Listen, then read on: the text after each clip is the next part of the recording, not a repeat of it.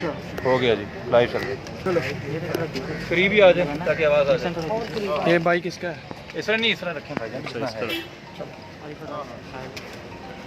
किसी का फ़ोन मत कर जाना पीछे, फोन जरा साइलेंट कर लें, करीब ही कर लें। फोन जरा साइलेंट कर लें। अच्छा जी, अस्सलाम वालेकुम।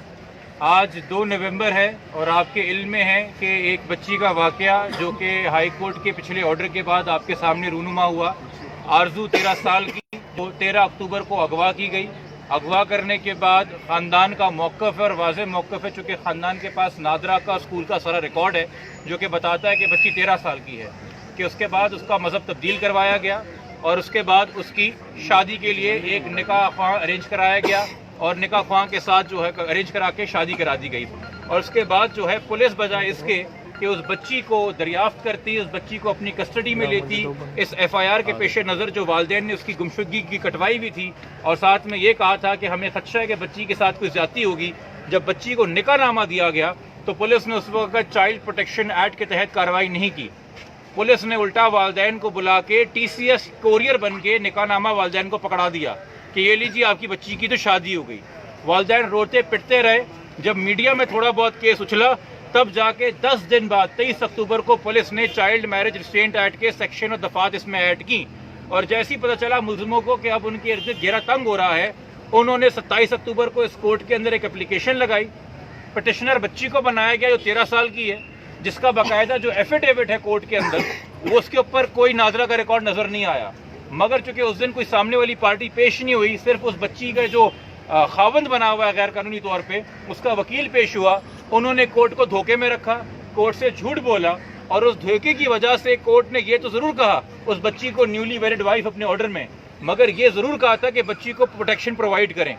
जिस हवाले से हमने 30 अक्टूबर को पहले SSP साउथ को, फिर 31 अक्टूबर को मजिस्ट्रेट कराची साउथ को और फिर 31 अक्टूबर को SHO परेडी को ही बोलते रहे कि हाई कोर्ट जब आपको कह रहा है प्रोवाइड प्रोटेक्शन तो इसका मतलब था प्रोवाइड प्रोटेक्शन। इसका यह मतलब नहीं है कि बच्ची के साथ अगर कोई जुर्म हो रहा है तो उससे कोर्ट आंखें मूंद ले, पुलिस आंखें मूंद ले।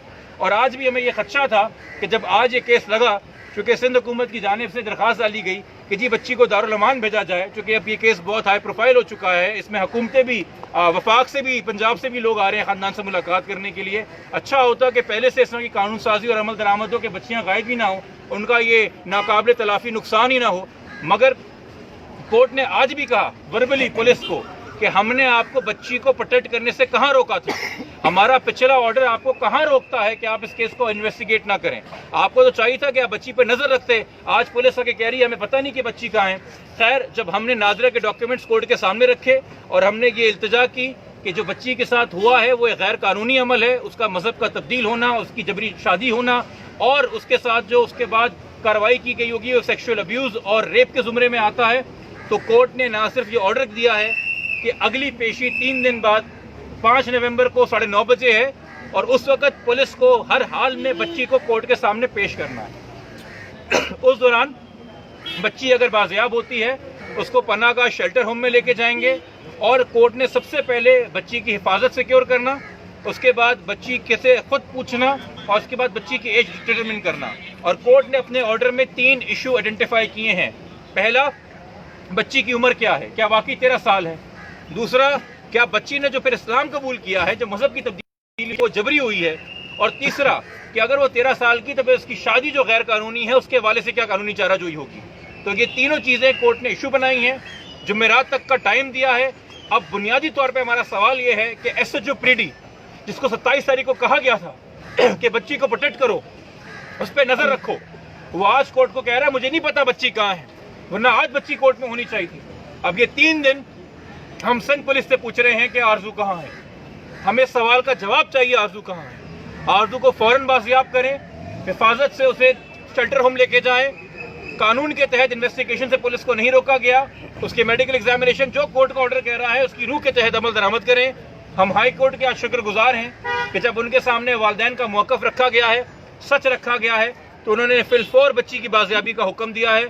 और हम ना कोर्ट से नाला हैं ना अदालतों से नाला है, मगर हाँ इस मौके पे हम ये सवाल ज़रूर बतौर वकील मैं दूसरे वकीलों से करना चाहूँगा जो जानते हुए कि उनके सामने जिस बच्ची को पेश किया गया है वो कम उम्र है, یہ جانتے ہوئے کہ اس کے پاس کوئی اپنی شناخت کا ریکارڈ نہیں ہے، آپ کیوں اس کے گارڈین بن کے اس کے ایفیڈیوٹ سائن کرتے ہیں؟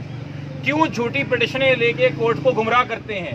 کیوں ججز کو دھوکہ دیتے ہیں اور اپنا جو پروفیشنل کنڈکٹ ہے اس کے اوپر کمپرومائز کرتے ہیں؟ یہ میرے برادر وکیل اور جو بہن وکیلیں ہیں جو ہماری کمیونٹی کے ہیں، ہم پہ مظالم ہوتے ہیں جمہوریت کے خلاف، آزادیوں کے خلاف، ہم سارے کھڑے ہوتے ہیں۔ جمہوریت اور آزادی ان بچوں کے حقوق میں کہاں چلی جاتی ہے؟ یہ جبری گمشدگی کے معاملے میں، جبری شادیوں کے معاملے میں، جبری مذہب کی تبدیلی کے معاملے میں کہاں چلی جاتی ہے؟ ہمیں بار کو اور سندھ بار کو اس حوالے سے بھی وکیلوں کے اندر ٹریننگ کی ضرورت ہے اور کوئی ڈسپلن قائم کرنے کی ضرورت ہے۔